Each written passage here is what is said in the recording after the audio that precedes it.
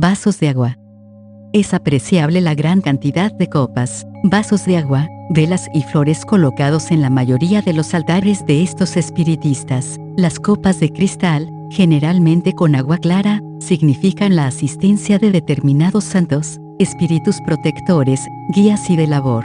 Tienen la función de asistir a los santos y espíritus en la búsqueda y obtención de una claridad o refrescamiento del espacio donde se desenvuelven tanto la vida cotidiana como determinados actos o celebraciones religiosas. La copa de agua situada encima de la mesa donde el espiritista realiza las consultas funciona como un elemento que facilita la comunicación entre el oficiante y los espíritus invocados para favorecer a quien solicite remedio a cualquier tipo de situación o problema personal. Se dice que tal recipiente es un factor de transmisión por el que en la copa se refleja o transmite lo que el espíritu le traslada a quien realiza la consulta. La consulta se realiza con el empleo de numerosos medios, como caracoles o incluso barajas o naipes. Las velas. Las velas tienen la función de iluminar a los espíritus necesitados de luz, es decir, a aquellos que determinadas circunstancias los mantienen en una situación de atraso u oscuridad, por lo que se les califica de espíritus oscuros. La luz también propicia el encauzamiento de los espíritus y sirve para convocarlos. Hay altares con numerosas bombillas encendidas que desempeñan idéntica función y, colateralmente, elevan la vistosidad y magnificencia del altar. Las flores. Las flores colocadas en los altares cumplen su función decorativa, son empleadas para adornarlos y proporcionar una imagen pintoresca y atractiva del espacio sagrado al que acude la gente. Sin embargo, algunos de estos espiritistas afirman que su perfume fortalece y alimenta a los espíritus. Hay algunas flores que son atributos propios de una fuerza religiosa determinada. Así, la flor del sol está asociada a Santa Bárbara, la azucena a las Mercedes y el radiante, a la Virgen de la Caridad del Cobre. Los íconos de los aborígenes. En el altar pueden encontrarse figuras más pequeñas que las representaciones visuales de los santos, en alusión a los espíritus de los denominados indios u objetos que los representan fielmente, como arcos, flechas o pinturas decoradas con sus rostros o cuerpos.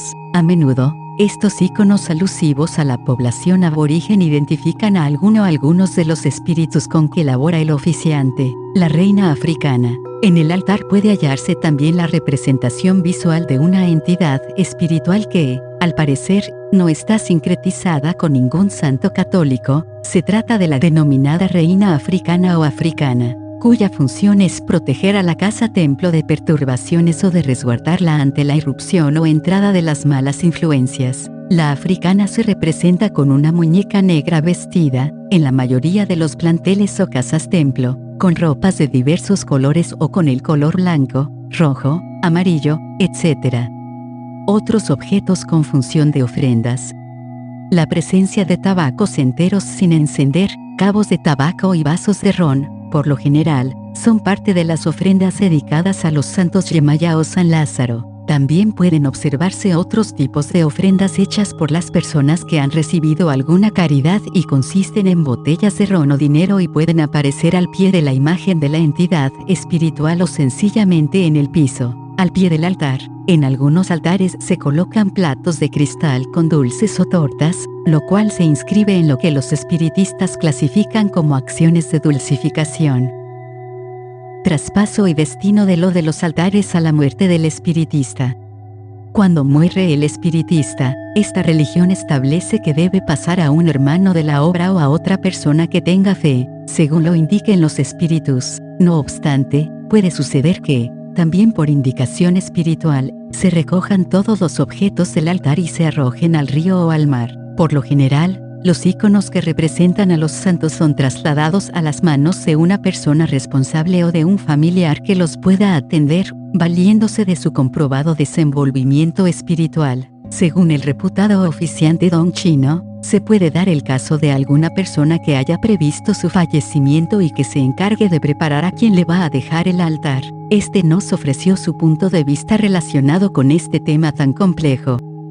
Hay personas que sí han previsto su fallecimiento y han preparado a quien le van a dejar el altar y también puede estar laborando, entonces el espíritu se despide, Eso quiere decir que está preparado el camino para cuando ocurra el hecho. También puede ser que el espíritu se retire porque se venció el tiempo de cumplimiento, de laborar y viene otro espíritu a laborar con el oficiante, donde hay una reencarnación. Si el espíritu no quiere dejárselo a nadie, el altar se bota al mar o al río.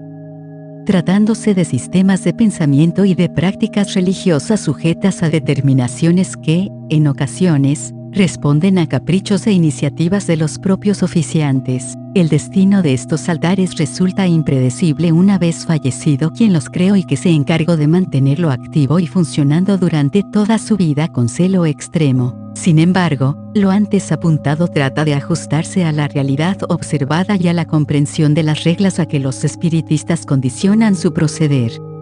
San Lázaro, el milagroso. A mi padre, el hijo del emigrante francés, quien me enseñó que, cuando la enfermedad decreta la muerte de la mano derecha, se aprende a usar la izquierda.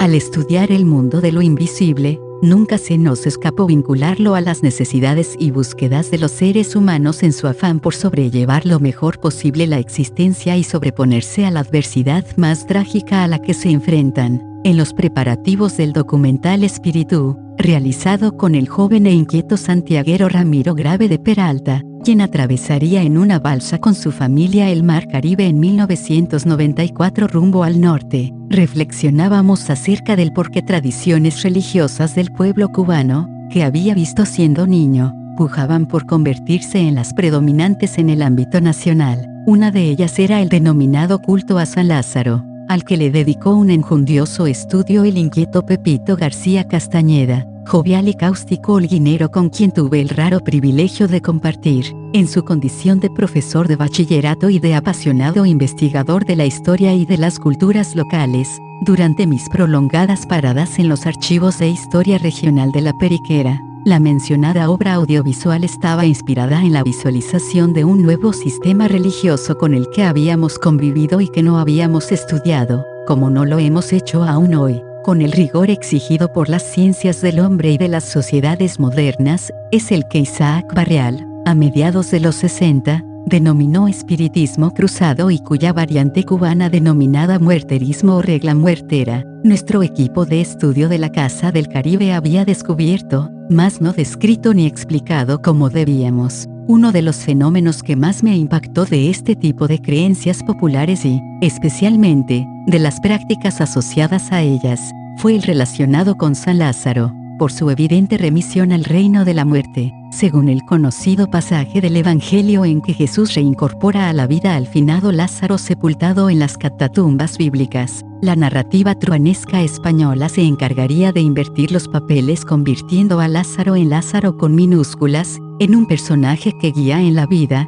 de modo pícaro, a los ciegos caminantes necesitados de compañía para hacer de la vida una lo más llevadera posible. Entre estos puentes de la existencia humana, el del Jesús capaz de hacer rescatar al hombre de la muerte y del sujeto que nos guía en el oscuro mundo de la hiriente realidad que lacera la carne y la llena de úlceras nauseabundas, anda una entidad, medio Espíritu Santo y medio materia dolorosa, que nos hace conscientes de la verdadera naturaleza del ser humano, de sus grandezas de ánimo y de sus miserias corporales, pero también de su infinita capacidad de resistencia al dolor y de su poder para sobreponerse a las situaciones extremas, y, entre estas, a la que parece no tener solución, pero que sí la haya en la fe y en la confianza en el milagro, la muerte. San Lázaro es el ser humano que estuvo entre los muertos. De entre ellos retornó al de los vivos para mostrarnos el dolor y darnos fuerzas para seguir el camino doloroso de la existencia que hay que llevar con gran valentía y fe con que se puede alcanzar lo imposible,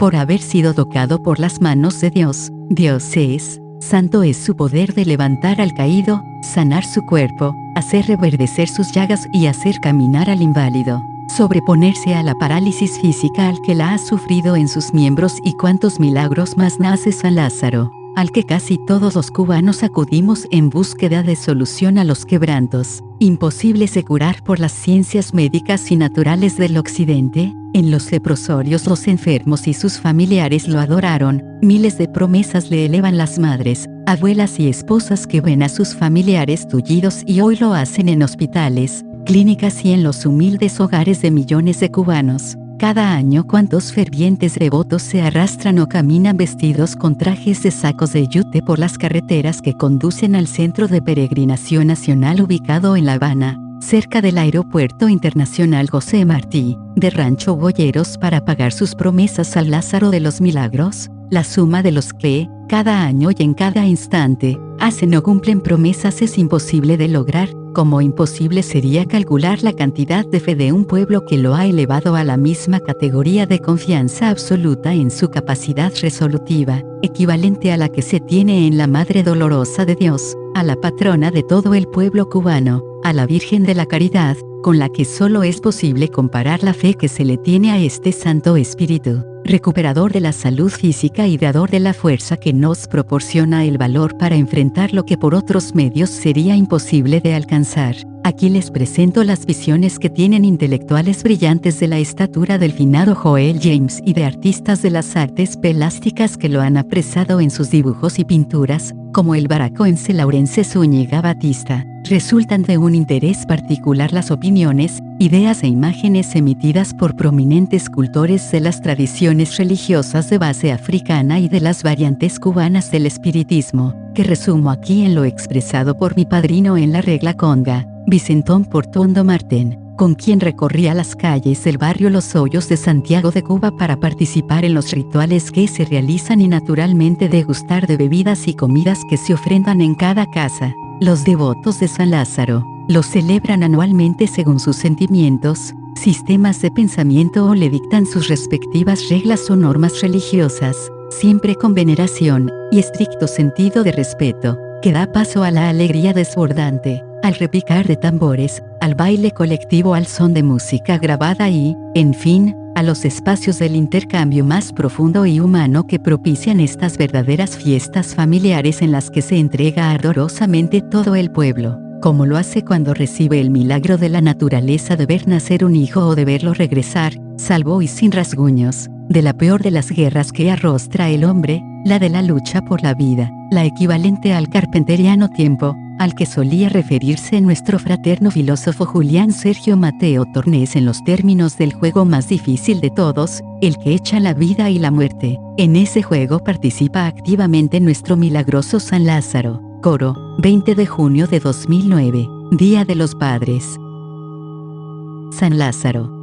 San Lázaro es venerado no por lo que cura, sino por la capacidad y la fuerza que otorga al enfermo para soportar el sufrimiento. San Lázaro, en su variante afrocubana, es para el pueblo cubano enfrentar situaciones que muchas veces se prolongan en el tiempo. San Lázaro sería, así, la representación individual del cubano para soportar, como la representación del valor colectivo de la sociedad cubana para resistir, a diferencia de Chango, que según creo, resume los aspectos pasionales del cubano. San Lázaro, es decir, Babaluaye, resume la ecuanimidad del cubano ante el dolor y la muerte.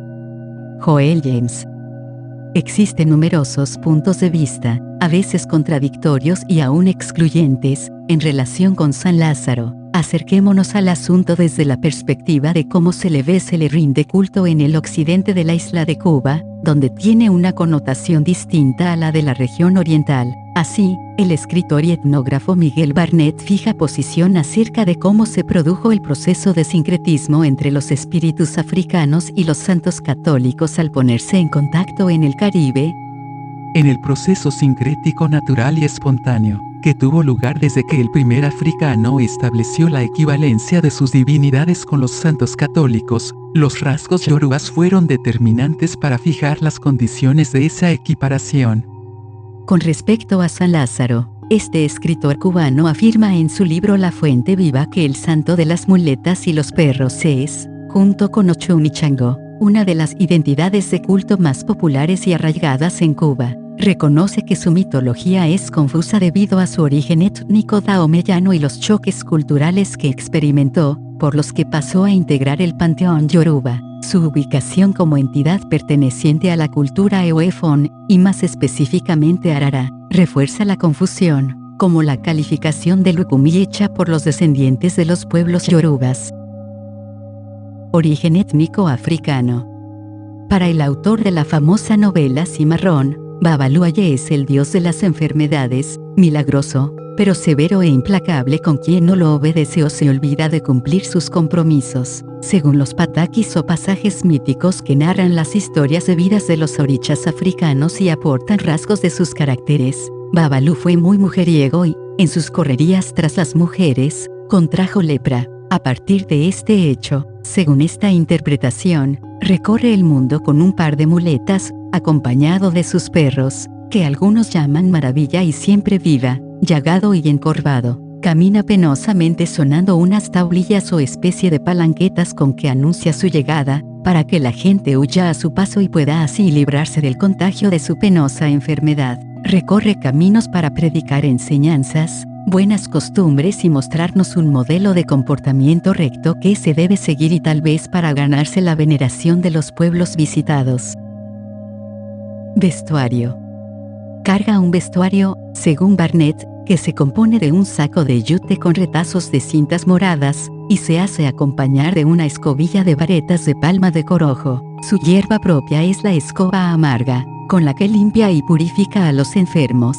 Porta collares con cuentas o abalorios de color blanco, veteadas en azul o rayadas, como la mayoría de las divinidades africanas. Existen varias representaciones de Babalu, según el camino que adopte cada una de ellas. Así, puede presentarse como Asoyi, Afrekete, Chakpana y otros de no menor importancia. Estamos en presencia de una divinidad africana de gran fortaleza. Babaluaye castiga y mata mediante la gangrena, la lepra y la viruela. Le pertenecen todas las clases de granos y las mujeres, a quienes se supone aconseja en asuntos amorosos. Es además sabio como Orula, justo como Obatala y de reputación muertera, que debe entenderse como capacitada para relacionarse y operar con el mundo de los espíritus. Sus mensajeros son los mosquitos y las moscas, vectores transmisores por excelencia de plagas y enfermedades peligrosas. Sus adeptos y seguidores. Los hijos de Babalu tienen la prohibición de comer maíz tostado y harina de maíz, a menos que ofrezcan una porción de este alimento a este oricha. Ellos son dados a las promesas y a los grandes sacrificios, como el de la flagelación. Cada año, el 17 de diciembre, visten con tela de saco de yute y se someten a peregrinaciones donde se someten a pruebas físicas muy fuertes, como arrastrarse por largas distancias, a pie y descalzos, sin que aparezca en su rostro una sola expresión de dolor. Su inserción en la sociedad cubana. Al insertarse en la vida religiosa del pueblo cubano, lo hizo definitivamente, pero como resultado de sufrir numerosas modificaciones tanto en su imagen como en el culto que se le realizaba, aunque aún es posible percibir algunos de sus rasgos originarios. Para sus seguidores cubanos, Babaluaye es portador de capacidades mágicas, de dominio espiritual que se expresa particularmente sobre el mundo de los muertos, de poder sobre fuerzas ocultas a que obedecen ciegamente. Durante el proceso de sincretismo religioso entre las deidades yorubas y el catolicismo popular imperante en Cuba, se pueden observar elementos extremadamente unidos que le dan a la creencia en esta deidad y a su culto cualidades peculiares y diferenciadas que terminarán por insertarlas en la esfera de la cultura nacional. A cada uno de los orichas se les atribuyen funciones y ser dueños de variados objetos materiales, símbolos numéricos y cromatismo identificativos, así como la pauta temporal de determinados días de la semana y del año. Todos estos elementos se insertan en el complejo proceso del mencionado sincretismo entre las divinidades de las culturas de los pueblos africanos y los santos del panteón católico. Como los recibimos en el Caribe, los recreamos y contribuimos a reelaborarlos. Para el etnólogo cubano Dr. Jesús Guanche, la complejidad de este santo viene dada desde el propio territorio de África donde se formó y fue modificándose mediante diversas circunstancias. Así, en su libro Procesos etnoculturales de Cuba, afirma que el daomeyano Babaluaye se sincretizó con el chakpana de los yorubas. A este proceso de fusión inicial se le sumaría el contacto con una entidad católica y, como resultado de todos estos intercambios y modificaciones paulatinas, surgiría en nuestra tierra natal San Lázaro, la tan singular concreción espiritual que ha resultado ser capaz de ganarse tanta aceptación en nuestro pueblo y con la cual se han producido canales de identificación consciente e inconsciente. Rasgos característicos de Babaluaye. Este último estudioso nos aporta otros rasgos que completan el retrato de este singular personaje objeto del presente capítulo. Se le distingue, según Guanche, por el uso de vestimentas en las que se combinan los colores blanco y azul, los mismos que aparecen tanto en su ropa como en su collar. Su número simbólico es el 17, por lo que se le rinde culto y ofrenda el 17 de cada mes y los días miércoles y viernes de la semana. Las plantas que le pertenecen son la albahaca morada, el aroma, la hierba de Guinea y la hierba de la vieja. En la fiesta con que se le honra a Obemilere, de ahí derivó la voz Bembe, se le sacrifican algunos animales, como la gallina de Guinea, el gallo jabao y el perro. Lo más característico del sincretismo religioso se reconoce en la atracción y luego aproximada identificación del oricha con el santo católico, la cual parece haberse producido por las marcadas similitudes de elementos de la mitología africana con rasgos de la geografía católica. Naturalmente,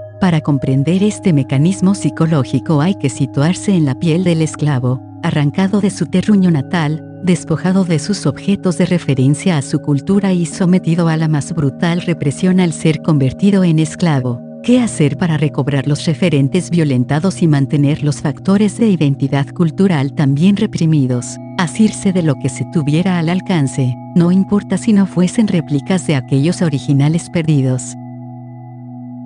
El santo.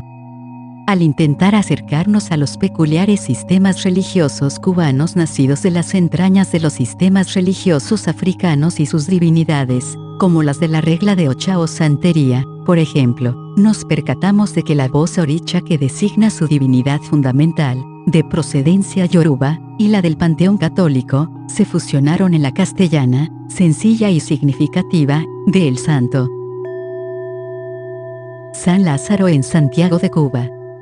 Más, hemos dicho que San Lázaro tiene características diferenciadas en el occidente y en el oriente de la isla. Acerca de Babaluaye, el magnífico investigador santiaguero Rómulo La Chatañere ha apuntado algunos hechos que lo vinculan en la región oriental con las variantes del espiritismo, ricas y diversas, existentes allí, en Santiago de Cuba es donde esta deidad, San Lázaro, cuenta con mayor número de seguidores. Los velorios de San Lázaro toman carácter más típico y ritual, está mezclado de prácticas espiritistas, haciéndosele imploraciones y elevándose cánticos con la idea de elevarlo y darle luz a su espíritu. Babaluaye, conocido con el nombre de las muletas, ha sido identificado con San Lázaro y es considerado como el santo de la dermatología, donde indudablemente radica su identificación con el santo católico. Su color predilecto es el negro. En uno de los pasajes míticos se cuenta que Olofi fue quien le otorgó a Babaluaye la gracia del libertinaje en su trato con las mujeres,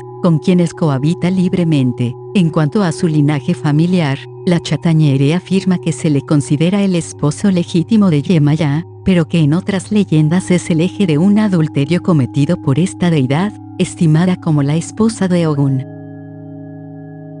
La fiesta del 17 de diciembre. La fiesta anual de San Lázaro comienza el día 16 en la noche con la realización del velorio del santo. Este desciende a la tierra, fuma tabaco con sus seguidores, come ori, manteca de cacao, y se retuerce ante los ojos atónitos de los asistentes. Se arrastra por el piso con la ayuda de las muletas y termina por ofrecer algunos augurios a sus hijos o seguidores presentes. 3 ritos para adorar a San Lázaro en Holguín. A propósito de estas celebraciones rituales dedicadas a San Lázaro, el finado Pepito García Castañeda nos ofrece una excelente clasificación de la variedad de conmemoraciones que se realizaban en el territorio de Holguín, en la segunda mitad del siglo XX. 1. Velorio de santo. 2. Celebración del santo. Y 3. Adornar el santo. Las velaciones del santo son las más sencillas y se realizan en cientos de hogares. Consisten en actos sencillos, como colocar la imagen del santo en una de las esquinas de la casa de vivienda. Lo alumbran con velas de cera y adornan con ramos de flores lugareñas a las 12 de la noche en punto del día 16 para retirarlo al sitio original donde lo tienen habitualmente a la misma hora del día siguiente. El santo colocado así es velado durante 24 horas por el devoto dueño del altar y por sus familiares. Existe un dato de interés para la sociología de las religiones. Estos devotos se autocalifican de católicos por cuanto esta celebración de San Lázaro se realiza de acuerdo a como ellos entienden que es la norma de la Iglesia Católica. Realizan súplicas y rezos, no los cantos del espiritismo ni tampoco se producen los toques de tambores que caracterizan a este. Es decir, estamos en presencia de un fenómeno que puede clasificarse como perteneciente al catolicismo popular, en tanto se aparta del boato y la liturgia exigida por la ortodoxia del catolicismo, en el que es muy importante la bendición de las ofrendas y, por tanto, la intervención de los curas. Describamos la segunda forma de culto llamada celebrar el santo. Ese día lo conmemoran con grandes fiestas, al estilo de las que se realizan con motivo del cumpleaños de un miembro de la familia. Lo primero es colocar el santo en un altar, con flores y velas, en una de las esquinas de la casa, que adornan con papeles de colores. En ella efectúan un baile esa noche, con brindis y cada quien procura llevarle al santo un regalo que colocar en el altar. Algunos devotos nos aclaran que hay casas donde no admiten bailes, cantos ni toques. La tercera forma, llamada adornar el santo, es la de mayor despliegue de actividades no pautadas por ninguna norma por cuanto estos creyentes religiosos afirman manifestar su devoción de acuerdo con lo que les dicte la inspiración. Según una de sus adoradoras, la ceremonia tenía su comienzo con el rito preparar el santo y culmina con el rito bajar el santo. El primero consistía en preparar la imagen del santo para que estuviese presentable ante sus fieles devotos y, con tal objeto, a las 11 de la noche del día 16 lo bañaban con agua que contenía pétalos de rosas, con ramas de propiedades medicinales, que habían sido usadas por él para refrescar sus llagas. Ya preparada la imagen del santo, venía la ceremonia de subirlo, es decir, colocarlo en el altar, imagen que estaba situada en la sala principal de la casa de vivienda, cuyas puertas y ventanas permanecían cerradas hasta no haberlo colocado allí, para evitar que fuese perturbado el acto. Su altar. En las celebraciones dedicadas a San Lázaro, el altar era distinto cada año, pero se procuraba que las flores y demás adornos empleados fueran del mismo color que el de la ropa de ese año. Se colocan gran cantidad de velas encendidas sobre canecas o damajuanas, las campanillas, el depósito de las limosnas y las ofrendas, consistentes en comidas, dulces, tabaco, licores, etc. Frente al altar se situaba una alfombra donde se arrodillaban los fieles para rezarle y hacerle sus peticiones al Santo Milagroso. Otros dos tipos de fiestas religiosas a San Lázaro. En muchos casos, también ese día se coloca la imagen del santo en su altar, pero no se le realizan tales tipos de ritos como los antes descritos. Se le adorna con flores, principalmente amarillas, por ser este otro de los colores con que el santo se identifica. Son colocadas asimismo imágenes, como las de la Virgen de la Caridad del Cobre y del Sagrado Corazón de Jesús. Aquí no hay campanillas, ni depósito de ofrendas, ni se colocan alfombras. En este espacio es permitido cantar y tocar, si sus devotos lo desean. A las 12 en punto del día 17, se mata un chivo, por ser esta la comida predilecta del santo y se comerá con harina de maíz y frijoles negros, todo confeccionado con muy poca sal. También existe otra forma de celebrar el santo trabajándolo en dos tipos de corrientes, en la espiritual y en la propia de la santería popular cubana. La primera sirve de preparación a los médiums para poder recibir corrientes de santería. En la primera parte hay cantos espirituales, y, en la segunda, se producen cantos de santería, pero sin toques de tambor. En la ceremonia, el devoto se coloca frente al altar, mientras los médiums forman el cordón a lo largo del salón y van repitiendo sus cantos, ya espirituales, ya de santería, según la corriente en que se esté elaborando. Los movimientos de los médiums hacia el altar son cada vez más violentos, así como su fatiga, hasta que uno de ellos muestra señales de estar poseído por un muerto. Ese muerto es para ellos el espíritu de un devoto fallecido del santo, que se presenta mediante un trabajo espiritual o de santería, según la rama que trabajara en vida. Hay una forma de celebrar el santo que es una de las que más impresionan a los visitantes, tanto por el lugar donde se realiza, como por los propios devotos que la ejecutan. Se trata de un rancho de guano situado en las afueras del poblado, con su altar en el sitio habitual donde está la imagen de San Lázaro. El santero se hace acompañar de un negro tocador de tumba y de una negra que canta y baila, mientras en la tierra se observan 2 o 3 gallinas sacrificadas. Cuando comienza a trabajar, el oficiante se coloca frente al altar y le canta en lengua ritual, descalzo y con un pantaloncito. Sus movimientos son lentos al principio y más violentos al final, hasta que termina siendo poseído. Entonces él es el santo y como tal, actúa. Obviamente, se trata de una celebración típica del espiritismo típico del Bemberesao, donde los componentes de origen Congo y Lukumi se entretejen alrededor del santo milagroso.